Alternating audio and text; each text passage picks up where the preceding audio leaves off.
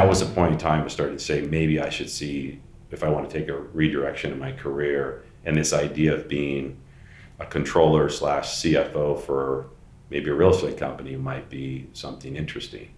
And then that's when I was able to go get the job at SHEA Homes. So I went from that to SHEA Homes. And I started as their controller for their Southern California division. That was my next question. So how did you interview at SHEA? Did you know somebody at SHEA? No, it's actually a headhunter of all things. So this gal, Chris Quinn, I still remember her. I still see her once in a while at industry functions. And she, 6 months prior, she cold called me for a different interview with a different home building company. And while the interview all went great, it wasn't just a perfect fit. And so I didn't move forward with it, but it kind of taught me what I really wanted in a company. Right. And so I said to Chris, this is what I'm looking for. And I also said to her, I'm now realizing that not only do I want to be the controller CFO, I really want to be a president. I want to run a real estate company. And she waited 6 months before she called me back. And when she called me, I remember saying, you don't even have to tell me anything. The fact that you waited 6 months to call me means that you listened to me.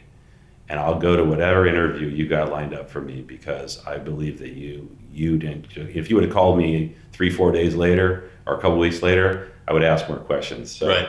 I just went to the interview with SHEA, and I flat out told the guy at the time who was the division president, Les Thomas, I told him that I really wanted to learn the business. And I said, if I can get the job done of running the accounting and finance for the division, if I can get it done in 80% of the time, that 20% of time that I have left over, will you teach me the business? Because I don't know the business, and I want to know the business.